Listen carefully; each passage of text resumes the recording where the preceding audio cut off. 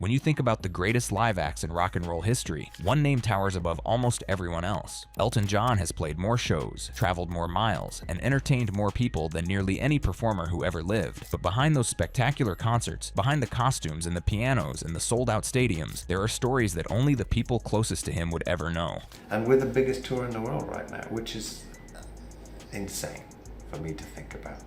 From way back when, in boarding school. That's Nigel Olsson, the drummer who has been pounding the skins for Elton John since the very beginning. And when he says the very beginning, he means it. We're talking about a partnership that stretches back over 50 years, through thousands upon thousands of performances across every continent on Earth. There's not many bands. I don't think there's a single band in the history of rock and roll who've played as many shows as you guys have together. How many shows have you played together? Like 2,000 or 3,000? It's probably more like 4,000 now. 4,000 shows. Let that sink in for a moment. That's not a typo. 4,000 times, these musicians have walked onto a stage together and delivered something magical to audiences around the world. But what happens when you're not on stage? What do you do when you've just performed for 100,000 screaming fans and then you've got 3 days to kill in a city you've never been to before? That's where the real stories begin. I was wondering what you are doing on this on a mammoth world tour. What are you doing in the days when nothing ever happens? I was speaking to Liberty DeVito a couple of years back.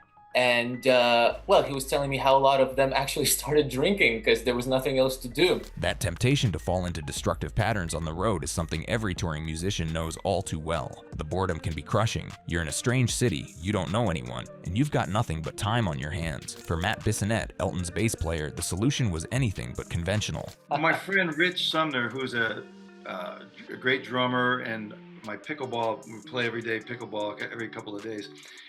We had this idea because I was kind of getting bored on the road, because sometimes with Elton we would play a show, we'd have like 3 days off and we'd be in some city that we didn't know. What started as a way to kill time turned into something genuinely bizarre. Matt and his friend discovered that cities all around the world have public webcams set up in various locations, and they decided to turn finding these webcams into a kind of treasure hunt. So he found this thing where a lot of cities have these webcams that are just up in the middle of nowhere, overlooking an area, like some in a popular area, but some in the middle of nowhere. So it was kind of like a Mission Impossible thing, that I would get to a country or a state, whatever, and I'd call him and he goes, okay, so here's the camera. Picture this. You're a world-class musician touring with one of the biggest acts in history, and you're spending your days off wandering through foreign cities trying to locate hidden cameras just so you can wave at your friend back home. It's absurd, it's wonderful, and it kept Matt out of trouble. I remember the one in Frankfurt, Germany. It was this webcam just pointed towards a street with a river running by it. So it took me 3 days to find this thing. And it was on some guy's porch who was out there having a cigarette. And I'm sitting there doing this, and he's going, why are you looking at my camera? 3 days. He spent 3 days tracking down a single webcam in Frankfurt, and when he finally found it, the camera's owner was standing right there, completely baffled by this American musician staring at his porch. But staying grounded on tour isn't just about finding creative ways to pass the time. It's about remembering who you are when the lights go down and the crowds go home. Well, first of all, the whole thing about playing in front of a bunch of people, I remember with Elton, like one of the first shows was like 100,000 people or something like that. And you get kind of overwhelmed with it because you go, wow. 100,000 people. That's a small city. That's more human beings than most of us will ever see in one place in our entire lives. And Matt remembers what that felt like, that overwhelming rush of performing for a crowd that size. But here's the thing about being a touring musician. That feeling doesn't last. But then once you put in your in-ears, you play the show, it slowly becomes like you're playing in front of a small club for some reason in your mind. So when that kind of, not fame thing, but when that thing is thrown at you, and then you come home and you're cleaning up your dog's poop and you're just doing stuff, taking out the garbage, doing stuff, it has a way of humbling you down to going. From 100,000 screaming fans to picking up after your dog, that's the reality of life as a touring musician. And according to Matt, that contrast is exactly what keeps you sane. I just thank God that I have that opportunity to be able to do that, but be able to come back to normal life. Because if I lived that all the time, if that became my identity of I have to perform in front of people, it kind of is not real. It's not realistic. The schedule itself was absolutely relentless. We're not talking about a show here and there with plenty of rest in between. In the early days of Matt's time with the band, Elton was working at a pace that would break most performers half his age. That time when I started, he was playing 4 or 5 nights a week. I mean, and he was probably, 68 when I started. 68 years old and playing 4 or 5 shows every single week. The man was nearly 70 and working harder than musicians a third his age. That kind of work ethic isn't something you can fake. It comes from somewhere deep inside. And I used to sit there and go, man, how is this guy doing this? Because he's singing all the songs but 2 of them in the original keys. And he doesn't have in-ears. He's got his wedges and he's just loud and crazy. No in-ear monitors, just wedge speakers on the floor blasting sound back at him while he pounds away at the piano and belts out song after song in the original keys. At 68 years old, the physical demands alone would exhaust most people, but Elton just kept going. I don't think those guys know any other way. I think they're just so trained to work hard with that English work ethic. That English work ethic runs through the entire band. Davy Johnstone, Nigel Olsson, Ray Cooper, all of them cut from the same cloth. They show up, they do the job, and they don't complain. Well, mostly. It's a testament to those guys, those English guys, man. Davy and Nigel and Ray. They just do their jobs, and don't complain. Just go and do it.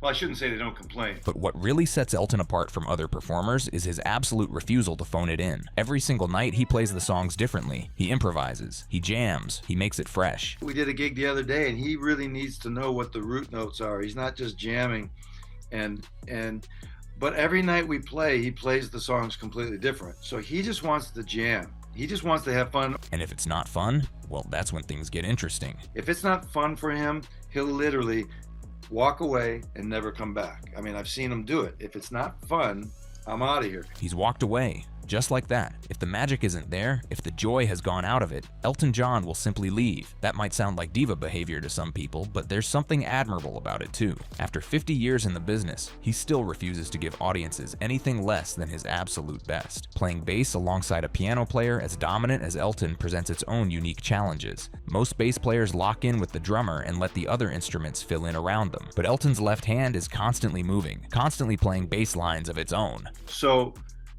I got to be real careful when he's playing root stuff. I'll usually go up an octave from when he's really, because he'll just on the bottom on a low C and just go nuts, and then I know I got to go higher and get out of that range. It's a delicate dance. Elton does his thing and everyone else has to adapt. That's just how it works. And Matt learned early on that the best approach is simply to listen. And never forget this. He goes, just listen and play what you feel, and then whenever I point at you, get me a beer from the bar. That was advice from Matt's father, who put him on his first professional gig at just 13 years old. Listen and play what you feel, and get the bandleader a beer when he points at you. Sometimes the simplest advice is the best. But that's the best advice anybody could give you. If you just listen, and if you listen enough, you'll know what to do.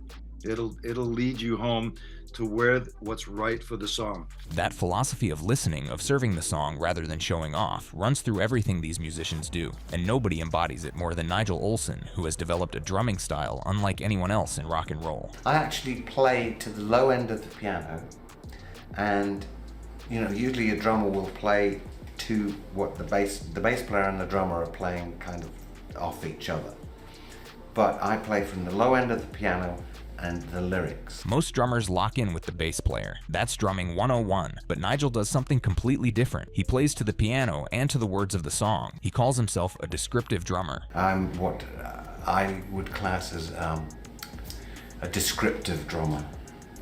Yeah. There's a part in We All Fall in Love Sometimes, Yeah. where there's a line that goes about the rain trickling down the sleepy subway train. And I do a little cymbal thing To mirror that, yeah. to mirror the rain falling. That level of musical sensitivity is incredibly rare, and it's part of what makes those classic Elton John records so special. But here's something most fans don't know. Some of the most iconic moments in those songs happened completely by accident. There's a fill that I do in Goodbye Yellow Brick Road, and it comes in the middle of the verse. Goodbye Yellow Brick Road. Ba-doom, doom, ba-boom. Well, that's a mistake. That was a mistake. A mistake. That drum fill that millions of people know by heart, that moment in the song that fans wait for every single time, was never supposed to happen. Nigel made an error during the recording, and producer Gus Dudgeon decided to keep it. Gus Dudgeon said, "Don't worry, Nigel, we'll leave it in." And the same thing happened with Benny and the Jets. The beginning of Benny and the Jets, when it's ding, that was a mistake. Kept it in. It's these type of instinctive things, I guess, you would lose if you're too mechanical. Those little imperfections, those happy accidents, they're what give the music its soul. If everything was perfect and polished and mechanical, something essential would be lost. The recording process for those classic albums was incredibly meticulous when it came to getting the right sound. Nigel's drums in particular required an enormous amount of work. It took us at least 2 days in the studio with Gus and the engineer to get my drums to sound correct. Wow. The way that Gus and myself. 2 full days just to get the drum sound right, and it had to be Nigel playing the whole time because the sound comes from more than just the drums themselves. When somebody else plays the drum, they will hit it at a totally different weight or whatever.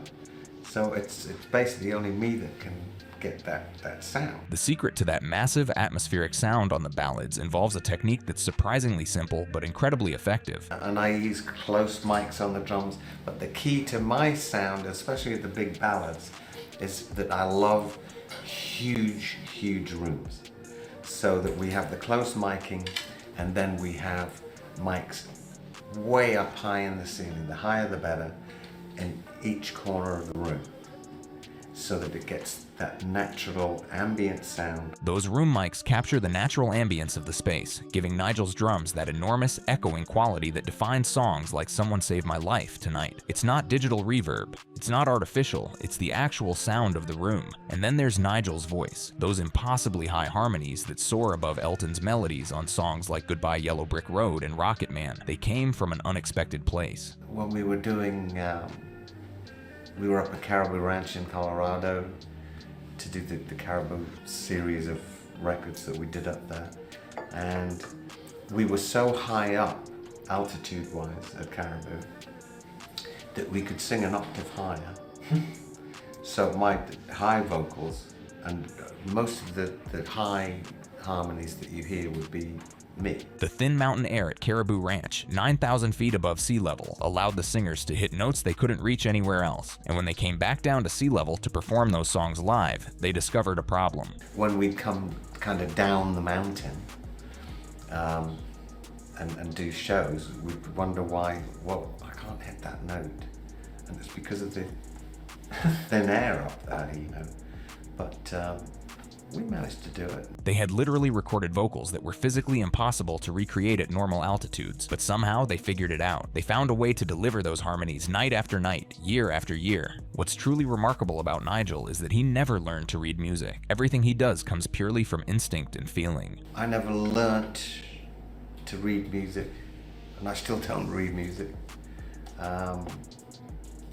It's just something that it's a God-given thing that you know, I'm just so blessed to be able to do what I do. No sheet music, no charts, just pure musical intuition developed over a lifetime of listening and playing. The story of how John Jorgenson joined the band reveals something essential about how Elton operates. It started at a show where the Desert Rose Band was performing. In about 1988, the Desert Rose Band was premiering our second album, an album called Running, at the Roxy in LA.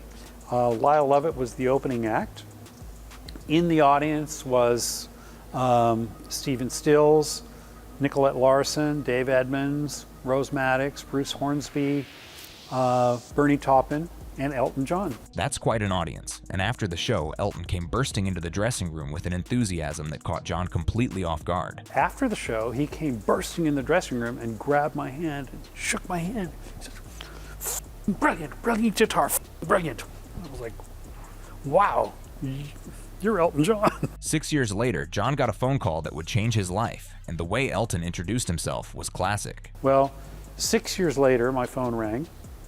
"Hello, dear, it's Elton."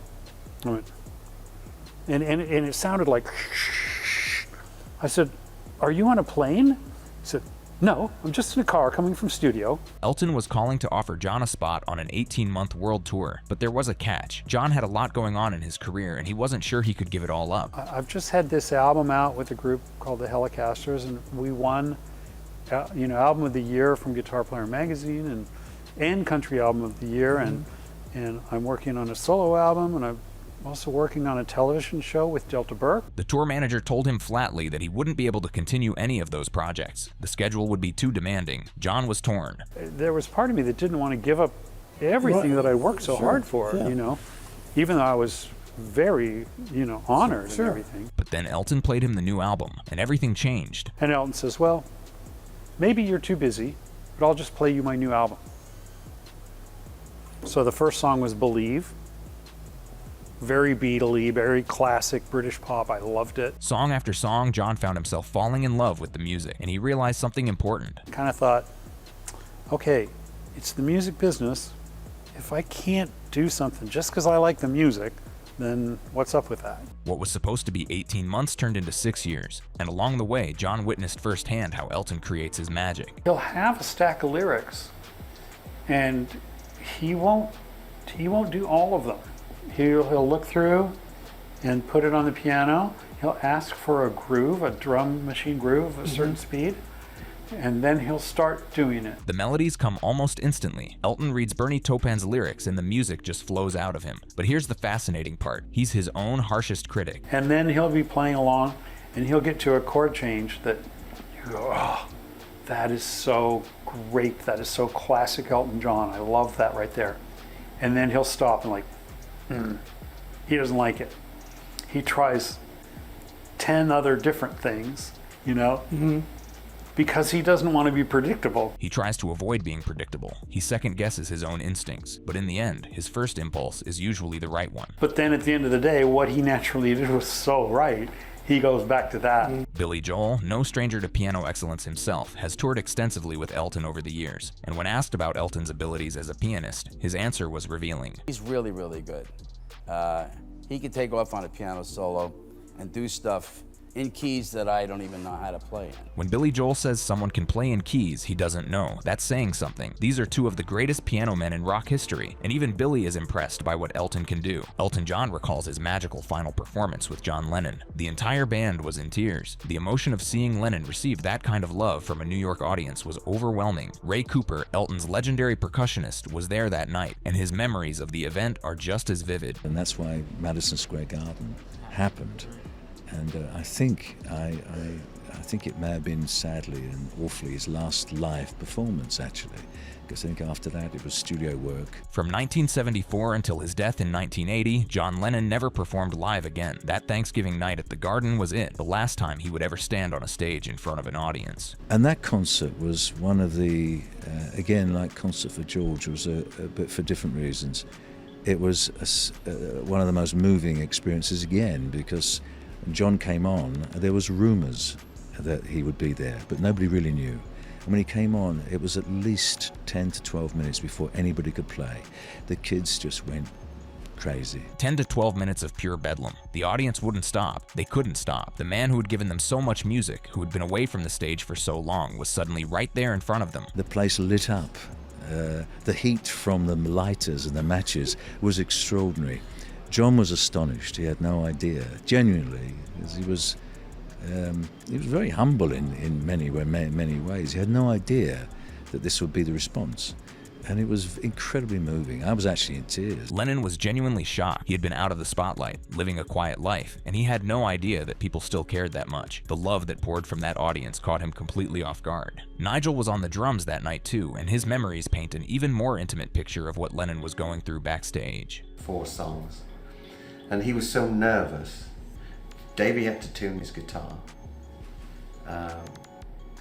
He actually threw up before, he was so nervous before we went on. John Lennon, one of the most famous musicians in history, was so terrified of going on stage that he physically got sick, and he couldn't even tune his own guitar. Davy Johnstone had to do it for him. Before that legendary Garden show, Lennon had come to visit the band at Caribou Ranch in Colorado, where they were recording, and he was completely blown away by what he saw. He said to me, he said, Nige, he said, how many drums you got? How many microphones have you got on them drums? And I said, probably about 16, 17. He said, fuck me, we were lucky to get 3 for the vocals. The technology gap between the Beatles era and the mid-70s was enormous. Lennon couldn't believe how many microphones were being used just on the drums when the Beatles had struggled to get 3 mics for their vocals. It was during that same visit that they recorded Lucy in the Sky with Diamonds together, and according to Davy Johnstone, the whole thing was beautifully spontaneous. So I'd been playing a couple of times, down, down, down, down, down, down, using my Leslie cabinet and my Les Paul, and you know, I'd play it and then speed it up so that it got very kind of wobbly and then slow it down again. They were just jamming, playing around with the song's famous bass line when Elton made the call to actually record it, and he wanted John to do more than just sing. And I said, well, will you play on it as well? Play on it with us. And he said, well, what do you want me to play on it? He said, you're the guitar player, what do you want me to play on it? And I said, well, you fucking wrote it, you know, here, use my guitar, play what the fuck you want. That casual brilliance, that willingness to just dive in and create something together without overthinking it, that's what made those sessions so special. John Lennon, a man who had written some of the most important songs in rock history, was humbly asking a younger guitarist what he should play on his own song. Then we ended the whole thing at Madison Square Garden, which was just remarkable. That was just, I still get chills when I'm thinking about it. Decades later, the memory still gives Davy chills. Some moments are too big, too important, too emotionally charged to ever fade. That night was one of them. Through all these stories, through all the wild adventures and legendary collaborations, one thing becomes clear. What makes the Elton John Band special isn't just the music, it's the people, it's the relationship, it's the way they've stuck together through thick and thin, supporting each other, challenging each other, and creating something far greater than any of them could have achieved alone. It's amazing to think that I am part of music history, because, you know, when we got together in the studio, you know, nobody told each other, well, you got to play this like that, you got to play that. It was all separate. We all had our own things that we did, and it became this huge thing, you know. No one told them what to play. They just played. Each musician brought their own unique voice, their own instincts, their own soul to the music. And somehow, miraculously, it all came together into something that has touched billions of people around the world. After 4,000 shows, after 50 years of touring, after all the highs and lows and everything in between, these musicians are still out there doing what they love, still making music, still telling stories, still keeping the spirit of rock and roll alive. And if their stories teach us anything, it's this: the magic isn't in the fame or the fortune or the sold-out stadiums. The magic is in the music itself, in the listening, in the feeling, in the joy of creating something beautiful with people you love. That's what Elton John and his band have given to the world, and that's why, even after all these years, people still can't get enough.